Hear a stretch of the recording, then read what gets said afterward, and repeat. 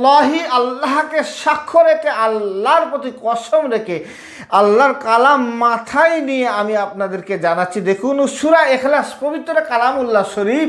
সব তো স্বামী স্ত্রীর মধ্যে যে দ্বন্দ্ব লেগে আছে, স্বামী স্ত্রীর মধ্যে যে মিল মহব্বত নেই, অথবা স্বামী স্ত্রী ছাড়াও অথবা যার প্রতি, ইনশাআল্লাহ কথা দিচ্ছি 24 ঘন্টার মধ্যে যদি জেলখানায় থাকে, জেলখানা ফুঁড়ে বার হয়ে আপনার সাথে দিদার করার, দেখা করার জন্য ছটফট করবে, পাগল হয়ে পড়বে। যদি না হয় চেম্বারে এসে কানটা কেটে দেবেন, কাজটা। এবার এখানে ভালো করে বুঝুন, আপনার স্ত্রী যে আপনার কথা শুনছে না, যে আপনার কথা শুনছে না, আপনি তার নামটা বলুন আর তার মায়ের নামটা বলুন। এবার আসুন, যে সমস্ত যুবক ভাইরা এই কাজটা করবেন, এটা বিবাহিত অবিবাহিত মহিলাদের জন্য বশীকরণের কাজ।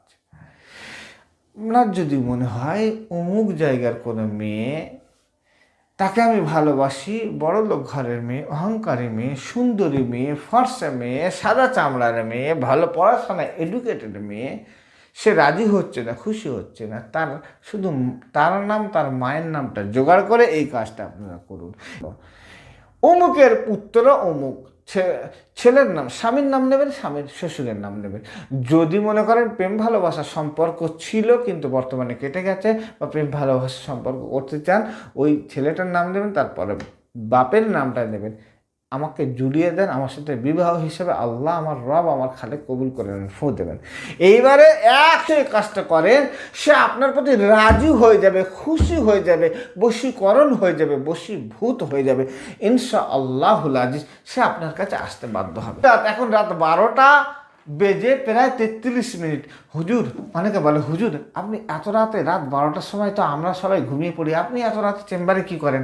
ভাই, Saudi, Dubai, Kuwait, Malaysia, America, Italy, German, France, Oman, ইন্ডিয়ার, গুজরাট, মিরাট, সুরাট, আহমেদাবাদ, দিল্লি, মুম্বাই, আসাম, ত্রিপুরা, বাংলাদেশ কি করেন হুজুর এত রাত্রির বেলা? যারা জানতে চান আমি বলতে চাই আমি কি করি।